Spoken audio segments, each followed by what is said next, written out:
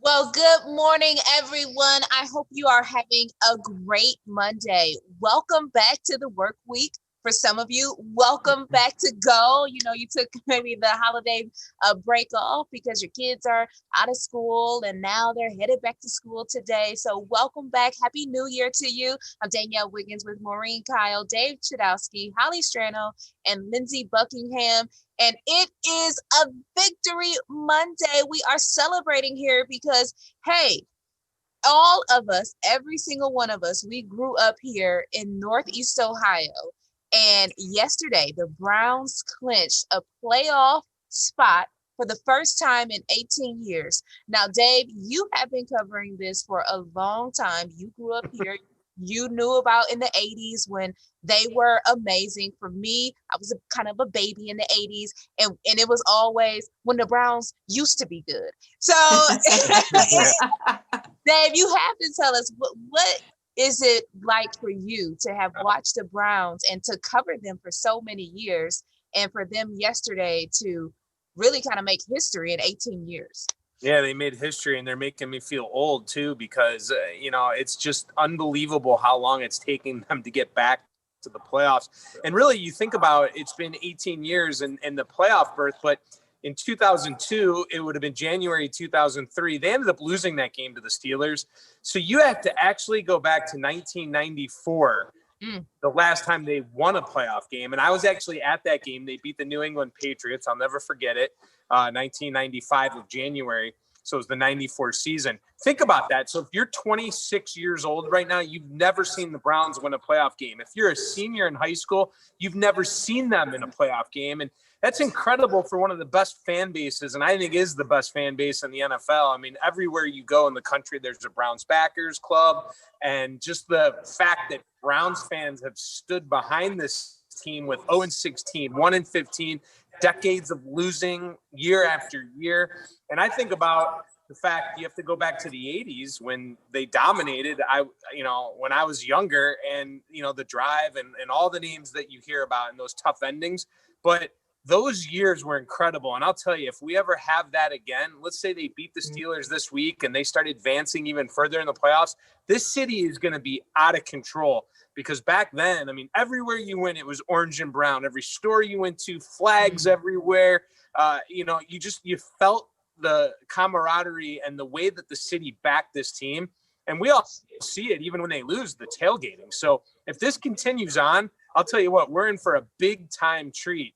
And a lot of diehard Browns fans that have suffered. And the last thing I'm going to say is, it's great that I was able to talk about the Browns this morning, but it's so funny because I thought about all of I used to do, of course, Sports Tonight and Browns Tonight and the half-hour show on Sunday night, and all of the losing shows I had to do. And, I felt good for Nick Camino last night. And finally, we had a show where we could talk about a playoff team.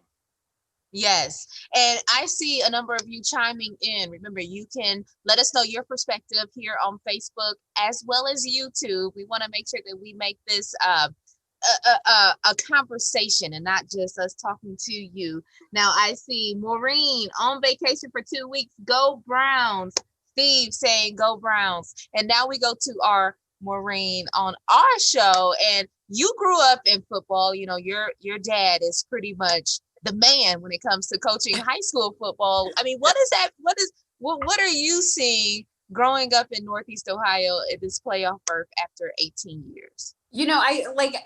I'm with you, Danielle. I mean, I don't really remember much of the successful Browns. What I remember growing up is Art Modell moving the team and having the team come back. And then by the time the team came back and they were getting good, I was in school in New York. It's just, I haven't had personally that awesome Browns moment. I mean, I've had a lot of moments with the Browns, but none of them that were like yesterday, But I mean, to your point, growing up in this area and growing up in Ohio with football, I mean, we are a football state. We are a football town. And so, for me, it just feels good that our NFL team is now reflecting the talent that we've grown here. I can't tell you how many times, I mean, even over the weekend, New Year's Day, I got together with my parents. My dad was sitting there watching the college games, and he's talking about the Ignatius kids that are on some of these college teams that he was seeing in those bowl games. And he's talking about which ones will go in the rounds of the of the draft. And it's like, we farm out talent to other NFL teams and other college teams. And to see, you know, just like hopefully, you know, the Browns keep this rolling and, you know, some of our great talent that we have here that, you know, goes to all the high schools. I'm a little biased, but I mean, I know all the high school, you know, like Mentor and Eds has been great for years, and Maslin. I mean, we have grown so much great hometown talent. And like, I just hope that, you know, they can be part of a successful Browns team. This is what I'm looking forward to. I'm hoping this is just the start of a great era for the Browns. Yes, Lori, I see you watching. Lori Welch Johnson saying good morning, go Browns. One of the things that I love about, I loved seeing yesterday after the game, Baker Mayfield being interviewed, and what he talked about is like, yes, you know, we're happy for this playoff berth, but you know, we want more. And he talked about setting that winning culture, and that's what I hope that we are starting to see the beginning of. Lindsay, what about you? Yeah, you know, Maureen, you said something that I totally pictured in my head. When the Browns team moved, I just remember my poor dad just so heartbroken.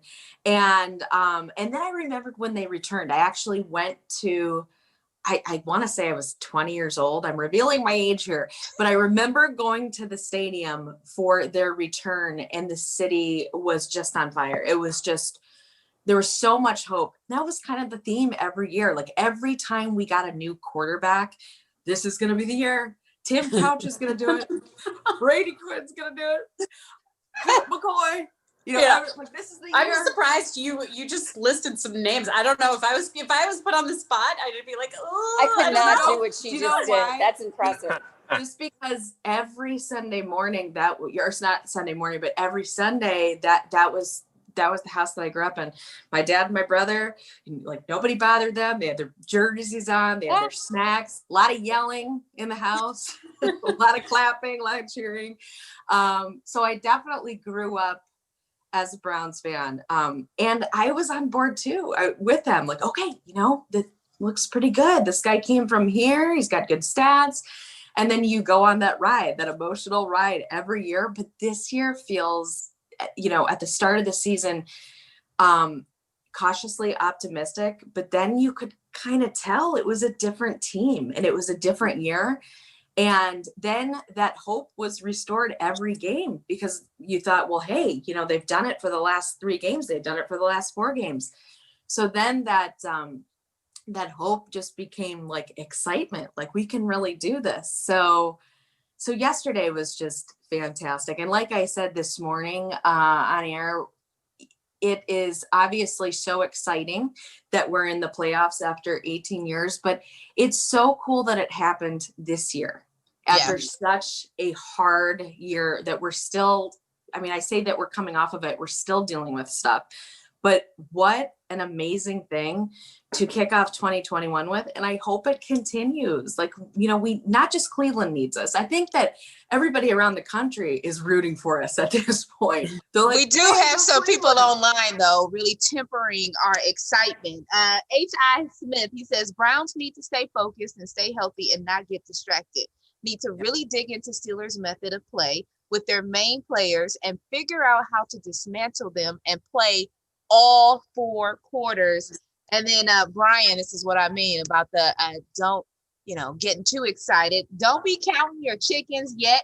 They were playing secondary and know why. So yeah, I mean, it is true. We were, a lot of people were resting. Big Ben wasn't in there. So Dave, on that note, what do you think our chances are for Sunday Night Football?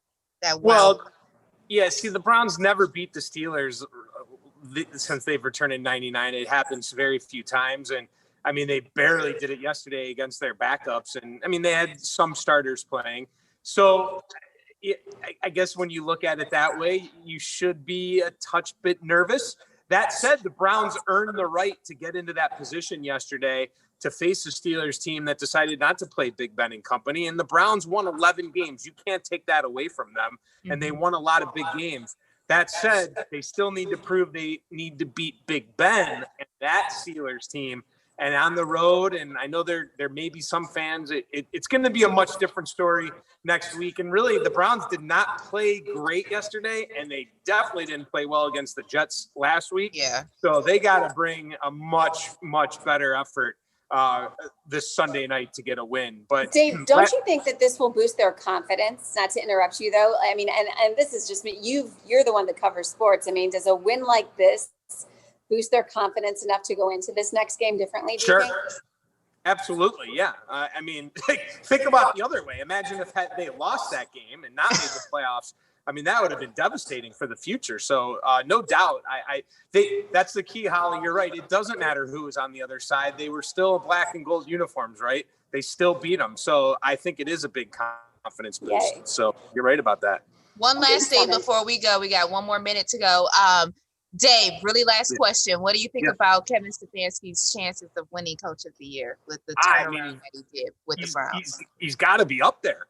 I can't tell you how many it. years I wondered who would be the coach that could get this thing turned around. Listen, this was a culture issue in Berea. This wasn't just on the field. This was a culture problem, a football problem. This is tough to turn around, and he has done it. Hopefully it continues, as Maureen said earlier, that this is something that we can see sustained. But I definitely think he has a chance. Last thing I'm going to say, going back to what they talked about too, with the Browns leaving, that's one of the worst sports-wise moments of my life, and them leaving and going back to the 80s. And it's different now because you have so much social media. But I'm telling you, I don't know if you remember Jeff and Flash in the morning, the Buzzard Morning Zoo, every news station, everybody talked Browns. It's all anyone talked about back in the 80s during Bernie in those days. Mm-hmm. So I can't say it enough. I really hope that that's what we have in store. Well, let's hope. Let's hope. We shall see. Remember, you can watch that game Sunday right here on NBC.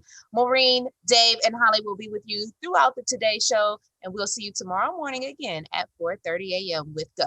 See you later. Victory Monday.